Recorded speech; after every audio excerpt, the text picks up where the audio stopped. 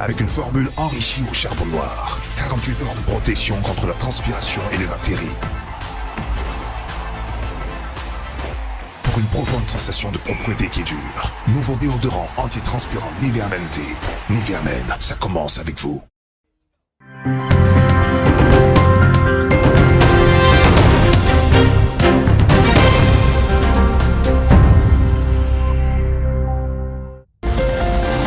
Bonsoir et bienvenue dans cette nouvelle édition d'Info Soirée. On y va pour le sommaire. Le variant Delta se propage à vitesse grand V dans la communauté. 25 cas détectés lors du séquençage de 33 échantillons. Un taux de 75%, chiffre communiqué par le ministre Kailesh Jagat-Pal. Un autre chiffre inquiétant ce soir, la barre de 40 décès en une semaine franchie. Arishté à la famille Bonomali a du mal à faire son deuil. Dinesh, 38 ans, chauffeur de taxi, positif à la Covid-19, est décédé hier matin à son domicile. Ses proches déplorent la lenteur avec laquelle ont agi les ambulanciers du SAMU. Témoignage dans cette édition. La Covid-19 également commentée par le Parti travailliste en ce vendredi. Arvind Boulel affirme que le gouvernement a perdu la bataille contre le coronavirus avec l'explosion des cas enregistrés ces derniers jours. Le docteur Farhad Omir réclame lui la réintroduction des tests PCR pour réduire les cas sévères. Le téléphone portable de Patrick Soubani sera bel et bien produit dans le cadre du procès Balcoulaire. La motion de Raj Dayal réclamant l'inadmissibilité de cette pièce à conviction, rejetée en cour intermédiaire ce vendredi. Les magistrats de Senavara et Kanden et Dohou affirment que l'authenticité de la bande sonore a été établie. Et puis en fin d'édition, faisons tomber le voile sur une thématique qui ronge notre société, inceste et abus sexuels. Mélanie Pérez nous relatera Tigane, une mise en scène du roman Tigane traverse une femme dans 10 vents contraires, une pièce qui sera jouée au Code Art Center du 19 au 21 novembre prochain. Mais d'abord, cette agression sanglante en début de soirée à Paille. 3 femmes blessées au couteau. Il s'agit d'une mère et de sa fille, ainsi que l'ami de celle-ci. Selon les premières indications, un toxicomane a fait irruption dans une maison et les a agressés. Le suspect a été arrêté. Les victimes ont été transportées à l'hôpital Jitu. L'une d'elles se trouve dans un état critique.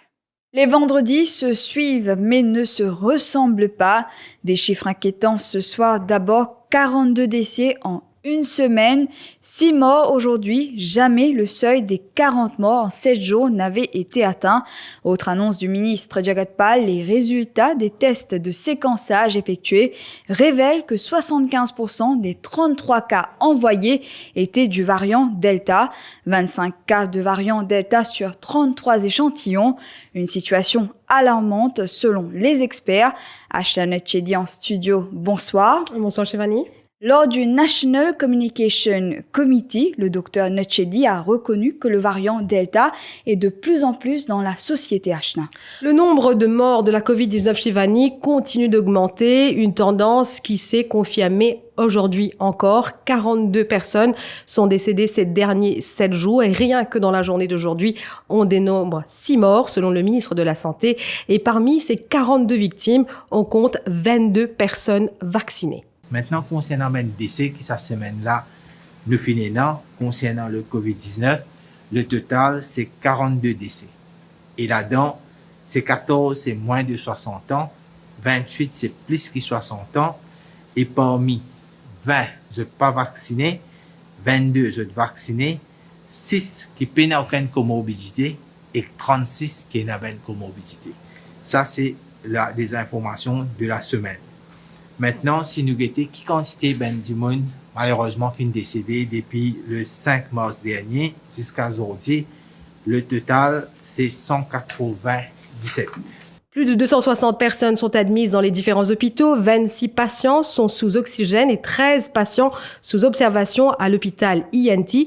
Mais ce qui inquiète le plus, c'est le variant Delta qui se répand dans la communauté locale.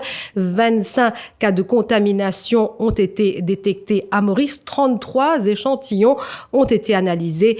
Ainsi, 75% de ces cas proviennent du variant Delta. Ben, test qui nous fait, c'est à partir de mi-septembre, ben, samples qui finissent détecter Delta. Mais maintenant, un travail à faire.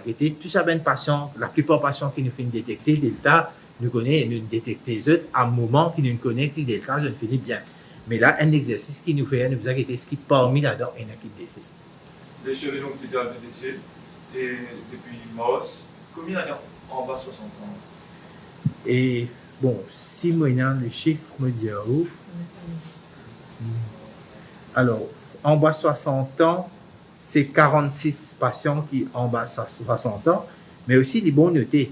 Et parmi ces 46 patients qui en bas 60 ans, c'est 39 qui n'amènent comorbidité. Et c'est aussi c'est 27 qui ne sont pas vaccinés. Alors, nous imaginez qui la gravité était si ou pas vacciné et que si on a comorbidité. Le constat est alarmant, Shivani. On voit de plus en plus de cas et le Delta affecte les plus jeunes, selon le docteur Nakchedi. Dans certains pays, on a remarqué que le Delta est capable d'affecter des gens un peu plus jeunes et que, dépendant de certains pays, on peut même dire que le Delta est capable de transmettre plus facilement et qu'il est capable aussi d'être plus sévère. Est-ce que c'est le cas en Maurice? Nous trouvons de plus en plus de cas de Delta, qu'on peut remarquer aussi, non? De plus en plus de cas qui peuvent transmettre, de cas positifs. Donc, on peut bien corréler les deux et dire que probablement oui. Et lors de cette conférence de presse, le ministre de la Santé a aussi donné une idée du R effectif, l'indicateur de la circulation de la COVID-19 à Maurice. Alors, actuellement, le R-value, c'est 1.2. Qu'est-ce que ça veut dire ça? Ça veut dire que 10 d'immunes qui testaient positif, il est capable d'infecter 12 d'immunes. Ça, c'est 1.2. Hein? Moi, je m'explique bien. 1.2 veut dire que chaque 10 d'immunes, il est capable d'infecter 12 d'immunes. Et puis ces chiffres, pour finir, 705 nouveaux cas positifs à la COVID-19 détectés à partir des tests PCR cette semaine. 180 passagers sont en quarantaine. Pour ce qui est de la vaccination, 855 131 personnes ont déjà reçu leur deuxième dose et la troisième dose qui progresse lentement. En attendant, la vigilance est de mise, surtout en raison de la circulation du variant Delta à Maurice. Ashna Nakchedi en studio, merci pour toutes ces précisions. Entre-temps, des familles vivent des circonstances difficiles en ce moment, des décès au quotidien. Illustration hier, une nouvelle victime de la Covid-19 en auto-isolement. Dinesh Bonomali était doublement vacciné selon ses proches. Ce dernier a rendu l'âme hier à son domicile avant l'arrivée des urgentistes. Âgé de 38 ans, cet habitant de Richter était en auto-isolement et son état de santé s'était détérioré hier matin. Le trentenaire n'a pas survécu. Ses proches déplorent la lenteur du SAMU. Selon leur dire, les membres du personnel sont arrivés à leur domicile après 1 heure. Anouchka, une de ses proches, témoigne. Oui, comme un téléphone INT premier, INT, ça passe demain, ça, moi, besoin de SAMU. Mon téléphone sans carteuse tout de suite, SAMU, qui répond moi, il passe moi l'appel, il passe moi un docteur l'appel. Docteur là, dit comme ça, on connaît, attendez chez moi, madame, on passe le département. 3-4 10 minutes cause avec moi, je retourne l'appel là, INT. INT, il est là, il dit comme ça. Moi, j'ai dit, allô, moi, cause avec SAMU, il dit, non, INT là, je fais boule avec moi. Je retéléphoné un deuxième coup, je redirect mon call. Je ne pas passe-moi directement SAMU. Mon téléphone SAMU disait un me le montant signaux net en eux. SAMU dit moi il peut venir. Mon gars étant fini sorti le montant signaux avec mon petit bébé, avec mon chien, avec mon cousine. Mon gars étant fini arrive. Richter SAMU pas que venir. SAMU prend plus que 1 temps. Et pena SAMU quand il peut venir, il peut rouler à l'aise. Alors, rien avec lui. Mais finalement, SAMU est venu après 1 heure de temps. Il y a un service d'urgence, mais il n'est pas venu à temps pour la personne. La personne est fini décédée 10h54, SAMU est rentré 10h59. Vous comprenez? À cette heure, il y a une affaire de dire qu'il nous séquestre. Mais il y a une mortalité que nous, comment nous séquestrer du monde? Nous, toute la porte est ouverte. Michel a un officier de SAMU, il est en de ce van. Il y a le téléphone, la police, il dit qu'il nous séquestre. Mais si nous séquestrons, comment il est capable de téléphoner la police? C'est une mortalité. Comment nous pouvons fermer la porte, nous pouvons dire qu'il nous peut séquestrer impossible. Samu c'est une négligence de la part Samu qui vient bientôt pour animer une passion et sa personne est capable peut-être vivre si il gagne le soin nécessaire à temps. Ça veut dire qu'il est bien lui. Ce n'est que la veille qui comme s'il commence un petit peu manque respiration, mais il est ok même. Là finalement c'est le jour qui m'a rappelé qu'il a gagné beaucoup de problèmes de respiration. Il était manque l'air. Nos familles découragées, nous disons nous pas décident pas pour plainte parce qu'il fait nous finit perdre un membre de nos familles. Nous avons que ça pas mais mais c'est moi nous espérer qu'il irait pas répéter encore envers aucune famille parce qu'il nous passe un grand choc quand Samu nous avons un grand espoir au Samu pour venir mais Samu pas venir. Et nous avons sollicité le ministre Kailesh Jagatpal à ce sujet durant la conférence du National Communication Committee. Il a indiqué que le directeur du SAMU a soumis un rapport à la santé sur ce cas. Kailesh Jagatpal affirme que le SAMU a réagi promptement. Pour hier, si nous dire le cas d'hier, moi fini un rapport. Le SAMU, le directeur de SAMU, finit envoyer un rapport. Et d'après le rapport, l'air qui fait téléphone SAMU et les temps qui SAMU fin prend, il pas fin tarder, mon capable de dire qui à peu près moi des mémoires 10h10 SAMU fin gagne call, SAMU 114. Vers 10h25, SAMU finit quitte l'hôpital Le Nord pour rentrer dans 15 minutes à Richter. Et ensuite, déjà, quand je constate, je fais un constat, moi, on parle dans le détail du rapport. Et puis, j'ai déjà fini de constater que le patient-là déjà fini décédé. Ben, quand le SAMU prend donne un rapport, qui peut passer avec le patient depuis une malade, et puis qui quantité de temps le patient reste sa case, ben, c'est normal que SAMU appelle SAMU que connaît d'après le rapport qui patient fin décédé. Généralement, le SAMU se t'atteint l'air très vite à mesure que le téléphone SAMU aller. Le gouvernement a perdu la bataille contre la Covid-19 avec l'explosion de cas enregistrés ces jours-ci. Propos d'Arvin Boulel face à la presse cet après-midi. Selon ces informations recueillies auprès des médecins des hôpitaux, 36 cas sont détectés par heure. Arvin Boulel déplore un relâchement au sein de la population. Gouvernement irresponsable, irréfléchi, et comme on dit la dernière fois, l'opacité et manipulation des chiffres. C'est un aveu de taille que le régime de Pravin Jagnnath peut perdre la bataille de Covid. Et vous dire c'est que la population peut dire à haute voix. Nous dans l'état d'urgence sanitaire sans précédent. Aujourd'hui, dans chaque famille, presque, il y a un cas de Covid. Par légèreté, négligence du régime de Pravin Jagnnath, par manque de communication, et d'une politique aujourd'hui de vérité qui nous peut dire. Le trouvons-nous dans l'état d'urgence sanitaire. Et l'incidence du nombre de cas à l'hôpital, c'est du jamais vu. Bon, pas pour exagérer, parce qu'après qu'il y a beaucoup de camarades qui travaillent dans l'hôpital, pour me dire qu'il y a une infestation à l'hôpital. Et le personnel de l'hôpital a risque plus que jamais. Autre intervenant, le député travailliste, le docteur Farad Omir, il réclame la réintroduction des tests PCR dans les hôpitaux. Je blâme le ministère de la Santé et le ministre et tous ceux conseillers qui avec lui pour quelle raison arrête de faire PCR dans l'hôpital pour tout le monde qui vient avec un rapide test positif. J'étais le premier à Maurice pour déclarer qu'il y a un rapide test fait venir. Bien sûr, le rapide test dit sample la population. Ou il y a des gens qui sont positifs, obligatoirement, ça ben des gens là screen par PCR parce qu'il là-dedans même, ou pour gagner ça des gens qui peut développer sévère.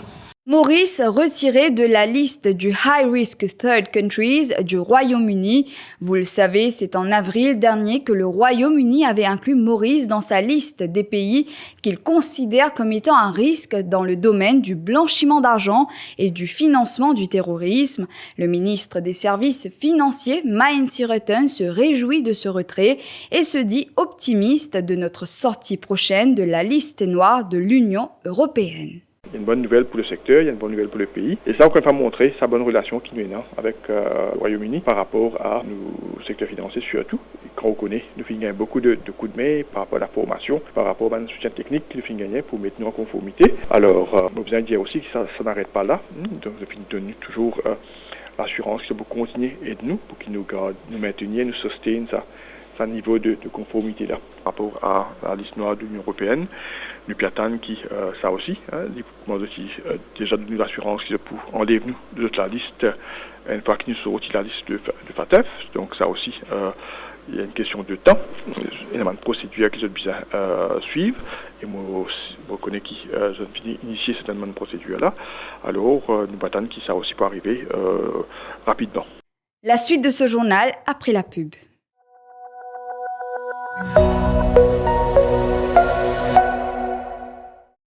Nous avons des hauts et des bas. Nous transpirons et frissonnons. Nous changeons, nous vieillissons. Nous courons, nous touchons, nous guérissons, nous respirons.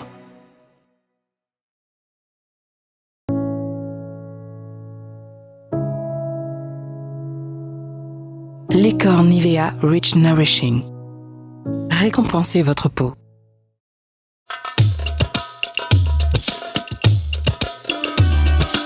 Mars wishes you a happy Diwali.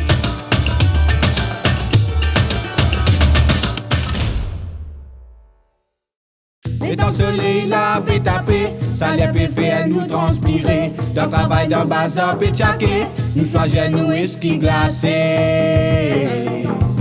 Oui, esquis, dans ce financier là, aujourd'hui Marie Seigneur. Ça même qui nous la boisson nationale, dit local de Marie Seigneur. Esquis, couler à nos îles.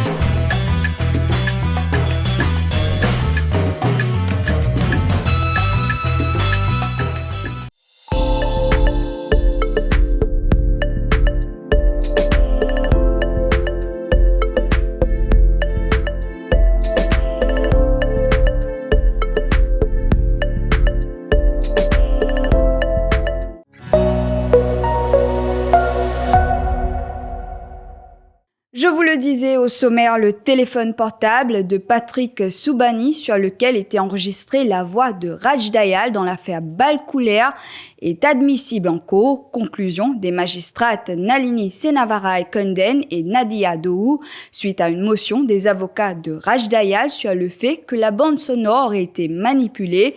L'ex-ministre est poursuivi devant la Financial Crime Division de la Cour intermédiaire pour corruption alléguée. Selon les magistrates, il n'y a pas eu de manipulation de l'enregistrement avant qu'elle ne soit remise aux enquêteurs de l'ICAC.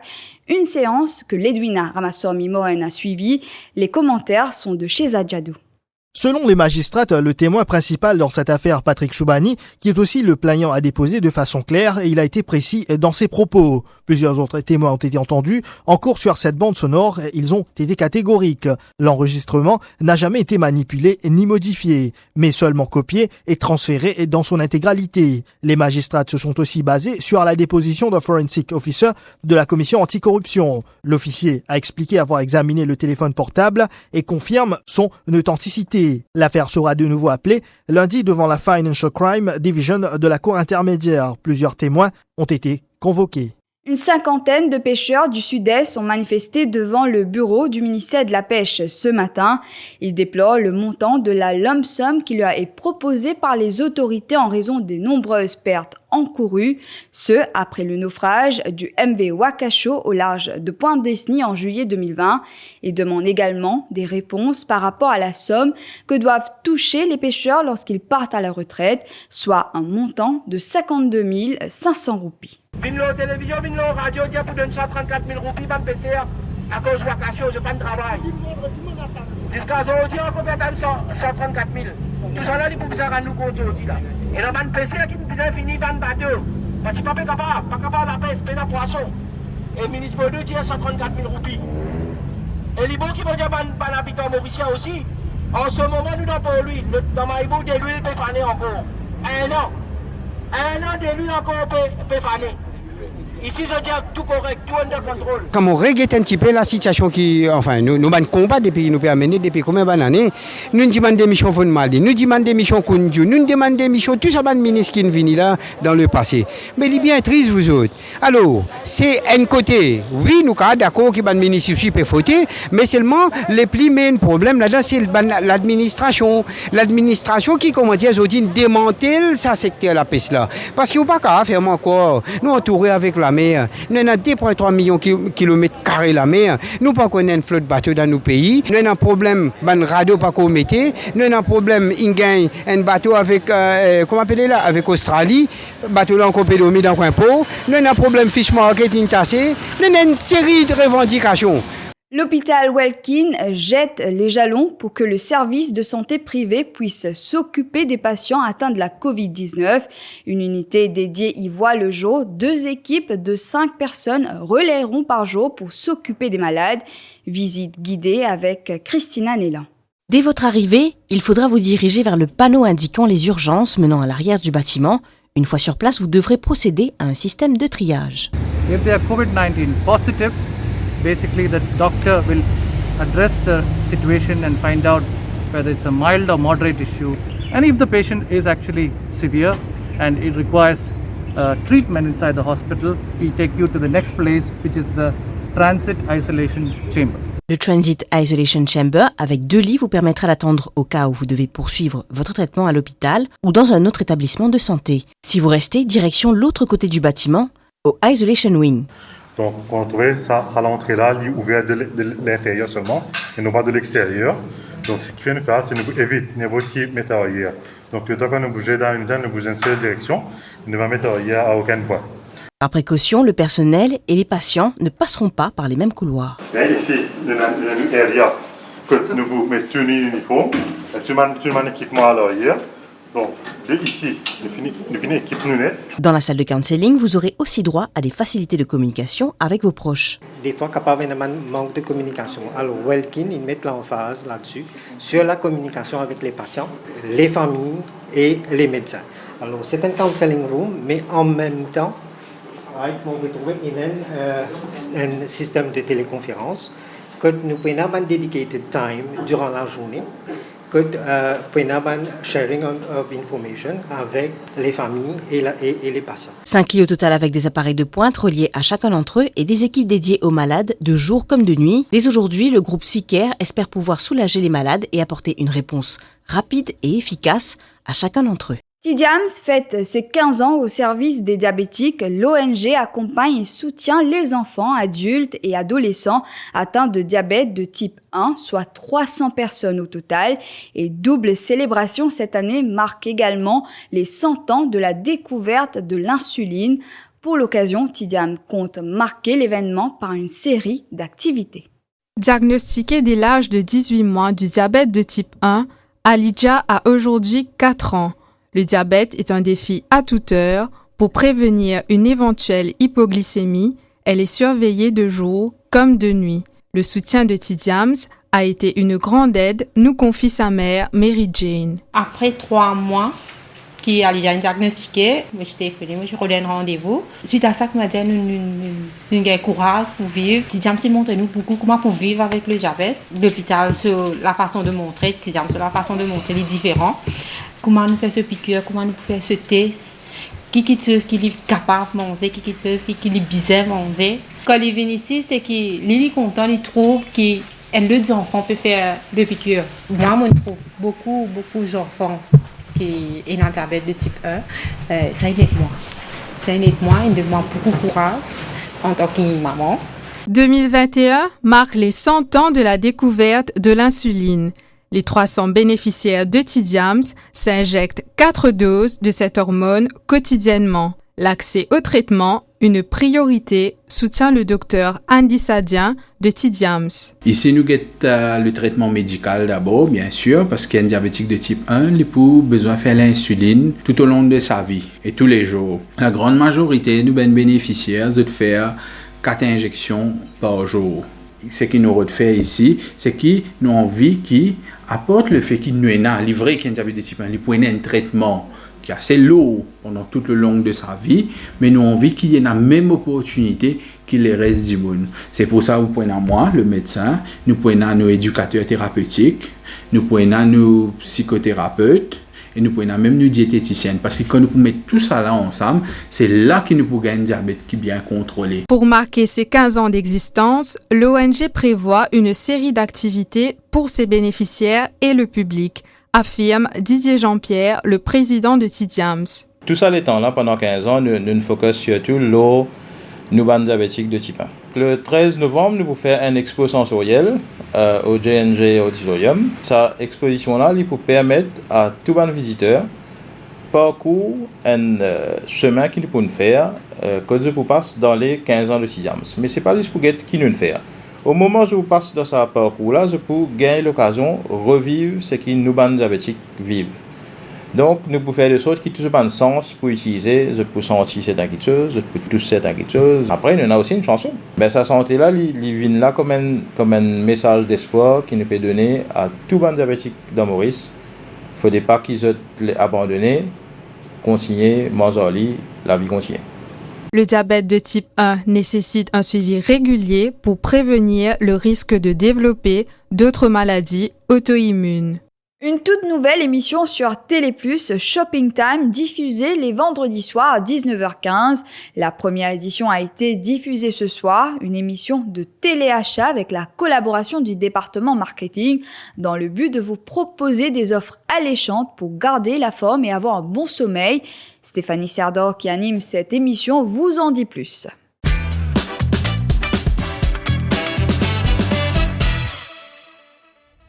Shopping Time, c'est votre nouvelle émission que vous propose le Défi Média Group. Shopping Time, vous allez pouvoir bénéficier de services et de produits. Ça peut être de la déco intérieure, extérieure. Ça peut être des services, par exemple des soins, massage, coiffure, make-up. Vraiment, vous allez avoir le choix. Shopping Time, ça sera un moment de détente, mais ça sera surtout un moment où vous allez pouvoir bénéficier de superbes prix, de superbes discounts sur un très grand choix de produits. Donc Shopping Time, ça se passe sur la page du défimedia.info. À revoir cette émission sur www.defimedia.info et sur la page Facebook et YouTube du Défi Média pour l'émission de Shopping Time. En sport, cyclisme, Tour de Maurice, le Français Alexandre Join du club sportif de Fauconflac KFC s'est imposé lors de la 5e étape devant le maillot jaune Christopher Lagan. Le vainqueur a bouclé les 125,8 km en 3h36 minutes et 4 secondes. Il dit avoir tout donné pour cette victoire d'étape. Et j'avais pressenti le matin déjà que les garçons sur cette course étaient un peu... il y avait peur d'étape, et moi je me suis dit que j'avais des jambes plutôt un peu fatiguées ce matin. Je me suis dit qu'il fallait que j'anticipe toutes les difficultés, parce que je savais qu'à la pédale, un garçon comme Christopher ou comme Étienne Tortelier était peut-être plus fort que moi. Donc moi je venais pour la victoire d'étape, je savais qu'il fallait que j'ai un temps d'avance sur eux. Donc j'ai tenté la journée un petit peu suicide, on va dire. Je suis parti des Bois-Puants à la sortie de Rivière-Noire. On est sorti à 4, on a bien collaboré et puis on a procédé par étapes, comme je voulais faire, fantaisie, gestion, plein de champagne, gestion aussi, mais tout en quand même montant au bon rythme, parce que derrière je craignais un retour. Et puis la longue partie descendante et plate jusqu'au pied de Grand Bassin, c'est ça que je redoutais. J'ai réussi à garder un garçon avec moi de la Réunion, d'ailleurs, que je félicite parce qu'il a été vaillant, il a fait un super boulot. Je connaissais la montée, je savais qu'il fallait que j'en garde un maximum pour les 3-4 derniers kilomètres avec les pourcentages terribles. J'avais prévu le bon braquet, là, j'avais le 39-30, je savais que ça pouvait passer. Et j'ai serré les dents, j'ai géré, je pense à ma famille, je me suis dit c'est l'occasion ou jamais, il ne faut pas que je la loupe. Et voilà, ça l'a fait, je suis trop content. Pour moi, ma course, elle est réussie, quoi, c'est top. Quant au maillot jaune, Christopher Lagan, malgré sa 2e place sur l'étape reine, il est amplement satisfait d'avoir creusé l'écart au classement général. Ouais, bien content d'aller faire du remporte surtout là. L'étape était dure aujourd'hui. Il y avait cette étape reine avec la montée de fantaisie, plein de champagne et bassin blanc. On savait que ça allait être difficile. Ça a été bien dur, mais au final, j'arrive à agrandir mon avance au général, donc bien content de remporter ce tour. Et culture pour terminer, Mélanie Pérez sort le grand jeu et a réédité son roman « Tigane traverse une femme dans 10 vents contraires ». La thématique de la condition féminine sera mise en lumière au Codan Art Center du 19 au 21 novembre prochain. Cela à travers une comédie musicale. Mélanie Pérez promet aussi de nouveaux projets pour l'avenir. Alors, moi, aussi réédite mon livre. Donc, Tigane traverse une femme dans 10 vents contraires et qui a un autre roman qui peut venir bientôt qui s'appelle Bouquet Flair Cannes. Et avant la fin de l'année-là, nous pétillons un nouveau album qui s'appelle Mama Diffé. Donc, à l'année-là, ma jolie projet qui peut venir pour ça l'année-là. Voilà, nous sommes arrivés à la fin de cette édition. Merci d'avoir été des nôtres. Bonne soirée à vous.